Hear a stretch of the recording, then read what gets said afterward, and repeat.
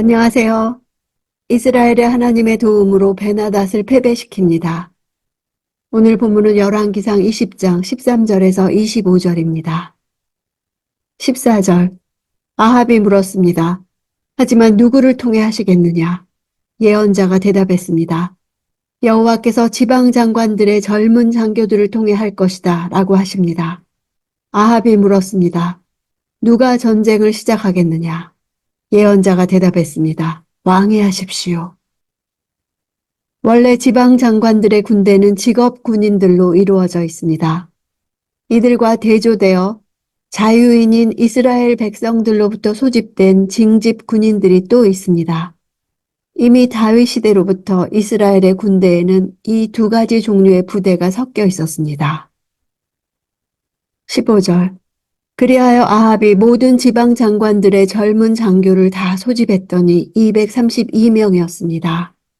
그러고 나서 온 백성들, 곧 이스라엘 자손들을 모아보았더니 모두 7,000명이었습니다. 저자가 이렇게 구체적인 숫자를 밝히는 것은 이 전쟁의 승리가 전적으로 하나님의 능력으로 말미암은 것임을 부각시키기 위함입니다. 즉 유약한 왕 아합의 지휘를 받는 이 미미한 숫자의 군대가 강력한 아람과 맞서 싸워 승리를 거두는 것은 사실상 불가능한 일이었습니다. 더군다나 아합 왕은 전투를 개시할 때 선두에 서서 자신의 군대를 독려하는 일조차 하지 않았습니다. 객관적 전력과 지휘관의 능력과 군사들의 사기와 같은 요소들은 모두 북이스라엘의 패배를 예상케 하는 것이었습니다. 사실 보병만 최소한 10만이 넘었을 것으로 추측되는 대군, 아람 군대와 맞서 싸우라는 하나님의 지시는 패배를 자초하는 것처럼 보일 수도 있었습니다.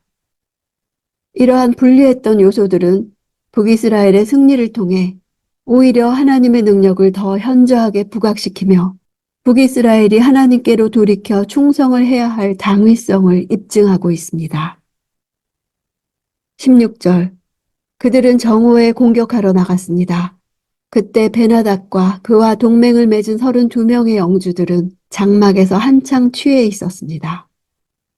전력상 절대적으로 열세인 경우 성에서 나오지 않고 방어를 하거나 공격을 하더라도 야간 기습을 하는 것이 당시의 일반적 전략이었는데 이스라엘은 오정에 선제 공격을 개시했습니다. 이는 날씨가 무더운 근동 지역에서는 점심때가 휴식과 수면의 시간이었기에 적이 방심한 시간을 틈타서 베나닷의 진영을 기습한 것입니다. 즉 의표를 찔러 공격하려 한 것이었습니다. 17절 지방 장관들의 젊은 장교들이 먼저 나갔습니다. 그때 베나닷이 보낸 정찰병들이 와서 보고했습니다. 군사들이 사마리아 성에서 나오고 있습니다. 젊은 장교들을 이끌어가야 할 아합의 모습은 등장하지 않습니다. 선두에 서서 군사들을 지휘하라는 하나님의 명령에 순종하지 않았던 것입니다. 북이스라엘의 정예 부대가 막강한 아람의 군대를 효과적으로 공격하기 위해서는 선제 공격이 시작될 때까지 그들의 움직임이 발각되지 않는 것이 중요했습니다. 그러나 베나닷이 보낸 정찰병들은 북이스라엘 군이 성 밖으로 나오는 것을 발견하고 즉각 보고했습니다. 이로 인해 북이스라엘의 기습작전 계획은 좌절되었고 따라서 이제는 전공법을 사용해 전투를 수행하는 수밖에 없었습니다. 전공법으로 싸울 시 전력이 압도적으로 우세한 아람 쪽이 절대적으로 유리했습니다. 18절 베나닷이 말했습니다. 만약 그들이 화평하자고 나오는 것이면 사로잡고 전쟁을 하려고 나오는 것이어도 사로잡으라. 무조건 사로잡으라는 명령은 그가 아합의 조소를 들은 후 매우 분노하여 북이스라엘인들을 잡아 조롱하고 고문하여 자기 분노를 달래려 했던 것으로 풀이됩니다. 사로잡는 것은 전투력에서 절대 우위에 있을 때 수행할 수 있는 명령입니다. 베나닷은 북이스라엘군을 자신들과 맞붙어 싸울 만한 상대로 여기고 있지도 않은 것입니다. 20절 각각 적군을 만나는 대로 죽였습니다. 그러자 아람 사람들이 도망쳤고 이스라엘 사람들이 쫓아갔습니다. 아람 왕 베나닷은 기마병 몇 명과 함께 말을 타고 도망쳐 버렸습니다. 적군이라는 단어는 사람이라는 이쉬라는 단어입니다. 직역해보면 그들 각자가 그의 사람을 죽였다가 됩니다. 이로 보건대 7,000명의 북이스라엘 군사들은 각각 젊은 장교들의 지휘를 받아 각각의 할당된 임무를 수행한 것으로 보입니다.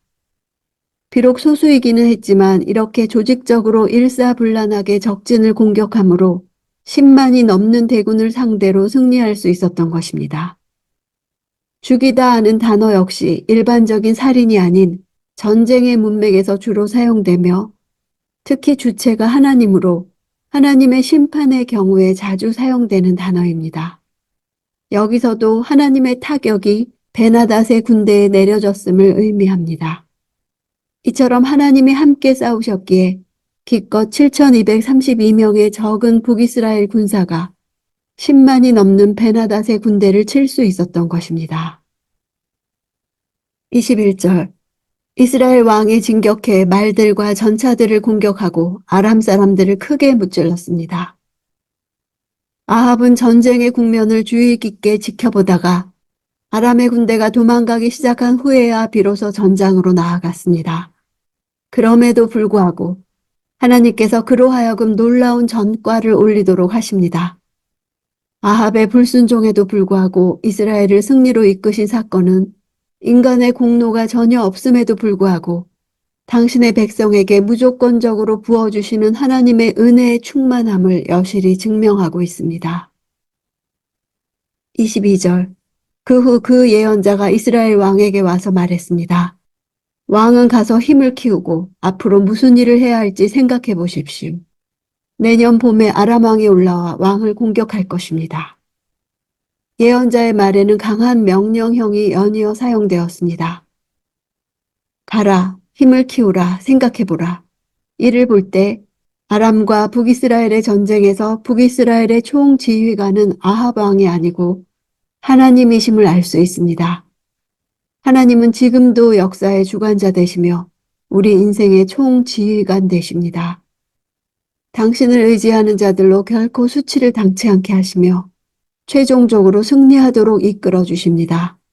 근동에서 10월부터 다음해 4월까지는 비가 많이 오는 우기이므로 이 기간 동안에는 전쟁을 하지 않았습니다. 23절 한편 아람 왕의 신하들이 아람 왕에게 조언을 했습니다. 저들의 신은 산의 신입니다. 그래서 저들이 우리보다 센 것입니다.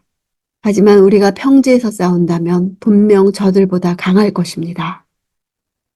원문으로는 신이라는 단어가 다 복수로 저들의 신들은 산의 신들입니다. 이렇게 되어 있습니다.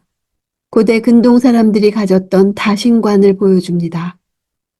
사마리아가 높은 산지에 있고 이스라엘 백성들이 철병거로 무장한 가나안 군대를 이기기 위해 주로 산악 전투를 선호했고 하나님과 언약 관계를 맺은 곳이 시내산이었고 산당에서 제사를 드렸고 갈멜산에서 여호와가 불을 내린 것 등을 유추해 볼 때 산의 영향력을 행사하는 지역신으로 생각한 것입니다.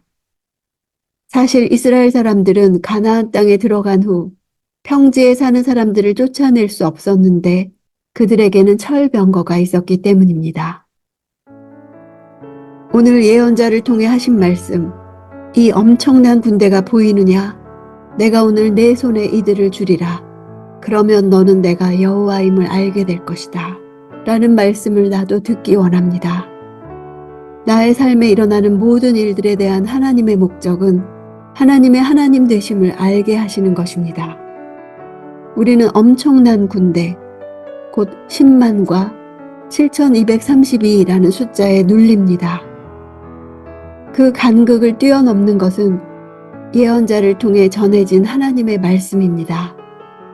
하나님의 자기 표현은 이스라엘을 위해 역사 속에서 행동하시겠다는 약속입니다. 인간의 어떤 노력이나 지적 활동으로 여호와를 알게 하겠다는 말씀이 아닙니다.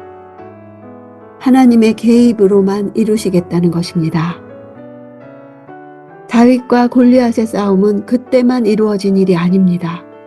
두 가지 실제, 곧 큰 군대와 나는 항상 존재합니다.